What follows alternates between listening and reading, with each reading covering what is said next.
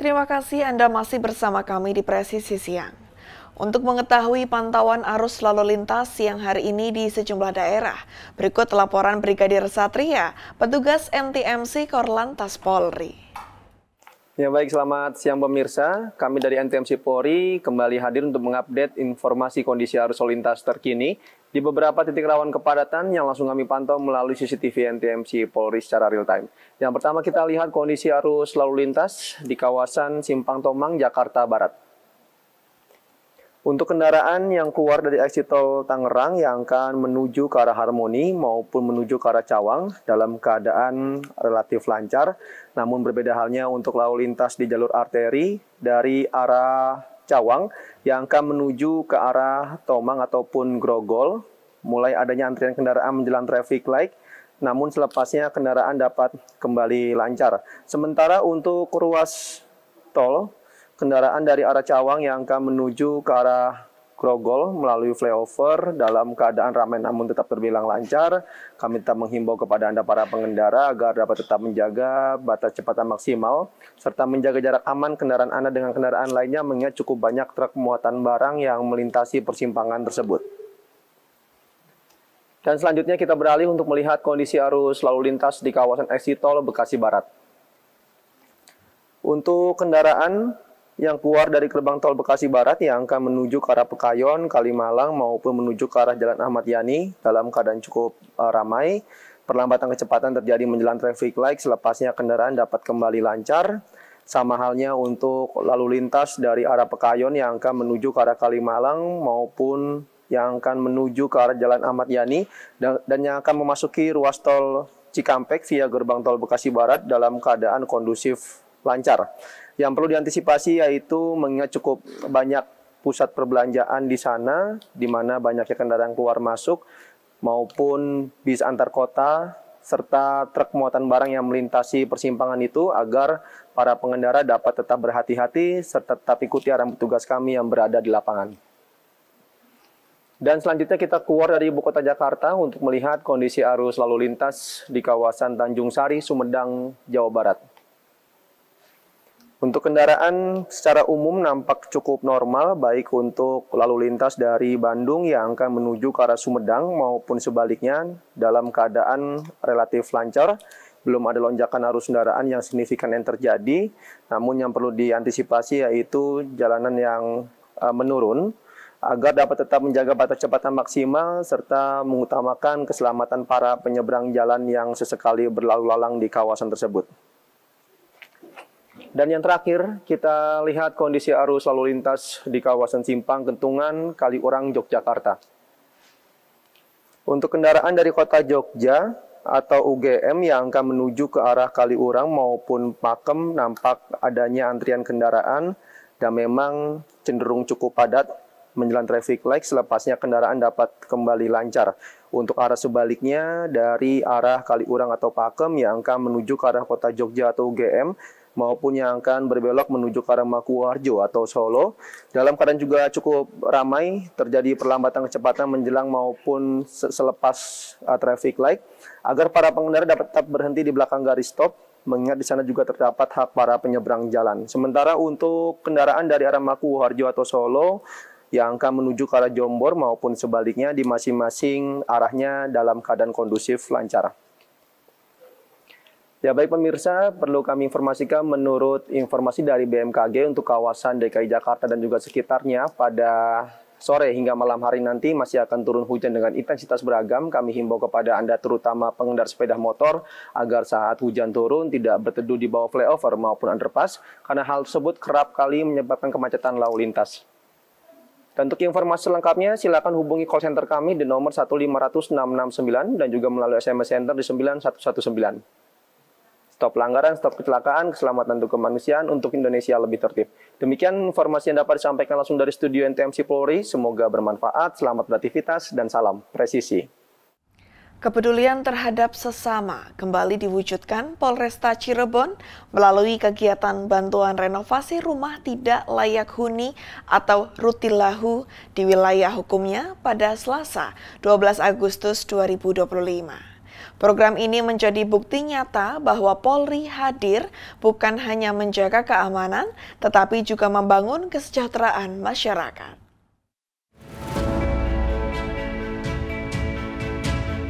Kegiatan dipimpin langsung oleh Kapolresta Cirebon Kombes Pol Sumarni, didampingi Kabakren Kompol Acep Anda, dan dihadiri para pejabat utama Polresta Cirebon, Kapolsek Sumber, Kapolsek Pleret, perwakilan Puskesmas Sumber, Babin Kamtipmas, mahasiswa UIN Cirebon, serta para donatur yang turut berpartisipasi.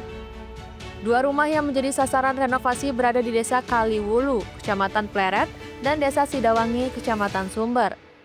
Kondisi kedua rumah tersebut sebelumnya memprihatinkan. Lantai masih berupa tanah, tidak memiliki WC, serta dinding dan atap mengalami kerusakan parah. Melalui gotong royong dan dukungan donatur, rumah-rumah tersebut kini direnovasi menjadi tempat tinggal yang layak huni.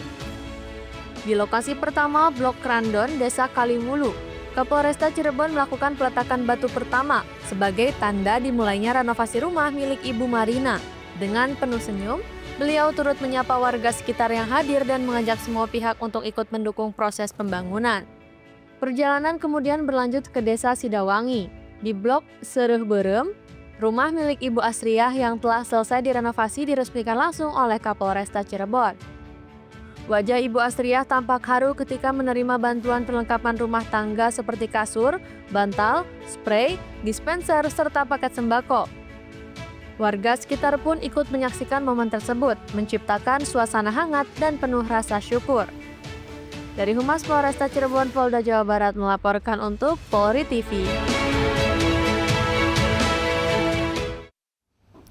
Dalam rangka memperingati HUT ke-80 Republik Indonesia, Polres Wakatobi, Polda Sulawesi Tenggara menggelar upacara unik, yakni pengibaran bendera merah putih di bawah laut.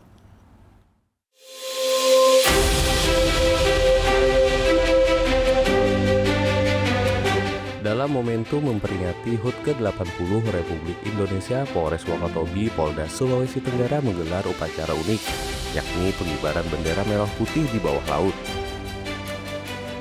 Bertempat di kedalaman sekitar 8 meter perairan Sombodai, bendera merah putih berkibar gagah selama 54 menit di dasar laut Wakatobi. Prosesi pengibaran bendera di bawah laut ini dipimpin Kapolres Wakatobi AKBP I Gusti Putu Adi. Aksi ini menjadi simbol penghormatan kepada pahlawan dan ajakan menjaga kelestarian laut. Sebanyak 80 peserta dari berbagai unsur turut hadir, mulai dari pemerintah daerah, aparat penegak hukum, instansi terkait, hingga komunitas penyelam dan konten kreator. Kegiatan ini sekaligus mengusung tema nasional, Bersatu Berdaulat Rakyat Sejahtera Indonesia Maju. Tugas pengibaran bendera dilaksanakan oleh tim penyelam yang membawa bendera merah putih ke dasar laut. Setelah diserahkan secara simbolis oleh Wakil Bupati Wakatobi didampingi Sekretaris Daerah. Selain memperkokoh jiwa nasionalisme, pengibaran bendera bawah laut ini juga menjadi media promosi wisata bahari Wakatobi yang sudah mendunia.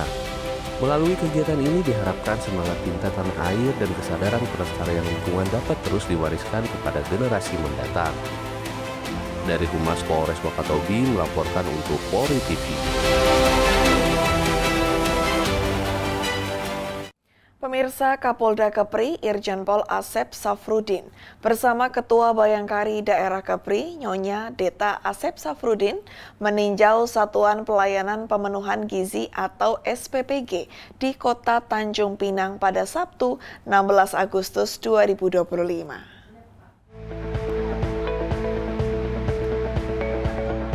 Turut hadir Wakapolda Kepri, Brigjen Pol Anung Wibowo, serta pejabat utama Polda Kepri. Sementara itu Kapolresta Tanjung Pinang, Kombes Pol Hamam Wahyudi menegaskan bahwa SPPG ini dibangun di atas lahan Polresta Tanjung Pinang seluas kurang lebih 1.300 meter persegi. Lahan yang dulunya merupakan mes tidak terpakai kini difungsikan sebagai dapur pemenuhan gizi. Program ini dikelola oleh Yayasan Kemala Bayangkari dan akan menyalurkan bantuan gizi ke sebanyak 7 sekolah. Dengan total penerima sebanyak 3.300 siswa, Polri berharap dukungan semua pihak agar program ini berjalan dengan maksimal. Kapolda Kepri Irjen Pol Asep Safrudin juga menyerahkan tali asi kepada anak-anak yatim, yaitu sebanyak 40 paket bantuan disalurkan dengan 3 anak menerima secara simbolis, mewakili tingkat SD, SMP, dan SMA. Kegiatan peninjauan dapur SPPG dan bakti sosial ini menjadi bentuk nyata kepedulian Polri dan Bayangkari dalam mendukung kesehatan serta kesejahteraan anak-anak di wilayah Provinsi Kepulauan Riau. Dari tim Humas Polda Kepulauan Riau melaporkan untuk Polri TV. Pemirsa, Polres Kolaka Utara Polda Sulawesi Tenggara menunjukkan peran proaktifnya dalam menjaga stabilitas ekonomi masyarakat dengan menggelar gerakan pangan murah. Kegiatan yang bekerja sama dengan Perum Bulog ini dilaksanakan di halaman Polres Kolaka Utara pada Selasa 12 Agustus 2025 mulai pukul 09.00 waktu Indonesia Tengah.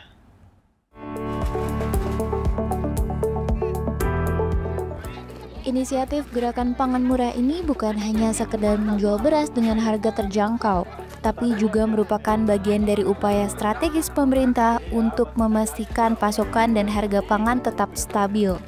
Dalam GPM kali ini, Polres Kolaka Utara menyediakan stok beras sebanyak 5 ton. Seluruh beras tersebut dijual dengan harga yang sangat terjangkau, yakni Rp58 per karung kemasan 5 kg. Harga yang jauh lebih murah dari harga pasar ini berhasil menarik antusiasme tinggi dari masyarakat. Kegiatan ini sukses digelar dan menunjukkan bahwa kolaborasi antara kepolisian dan Bulog memiliki dampak yang signifikan dalam membantu masyarakat di tingkat akar rumput. Kegiatan gerakan pangan ini dipimpin langsung oleh Wakapolres Kolaka Utara, Kompol Gusti Komang Sulastra, didampingi oleh Kabak SDM dan Kasat Reskrim Polres Kolaka Utara. Kehadiran para pejabat kepolisian ini menegaskan keseriusan institusi dalam melaksanakan program-program yang berorientasi pada kesejahteraan masyarakat. Program ini memiliki beberapa tujuan utama, yakni meringankan beban ekonomi masyarakat, terutama di tengah fluktuasi harga saat ini. Selain itu, gerakan pangan murah ini juga ditujukan untuk menekan laju inflasi, khususnya yang disebabkan oleh kenaikan harga bahan pokok. GPM ini diharapkan mampu menjadi solusi praktis bagi masyarakat untuk mendapatkan beras berkualitas tanpa harus merogoh kocek terlalu dalam. Gerakan pangan murah ini diinisiasi oleh Polres Kolaka Utara menjadi sebuah bukti nyata bahwa peran Polri kini meluas hingga ke sektor sosial dan ekonomi. Dengan membantu menjaga stabilitas harga dan ketersediaan pangan, kepolisian tidak hanya menjalankan fungsi keamanan, tetapi juga menjadi pilar penting dalam mewujudkan kesejahteraan masyarakat. Sinergi ini diharapkan terus berlanjut untuk menciptakan kondisi ekonomi yang lebih stabil dan berkelanjutan di Kolaka Utara. Dari Humas Polres Kolaka Utara, Polda Sulawesi Tenggara melaporkan untuk Polri TV.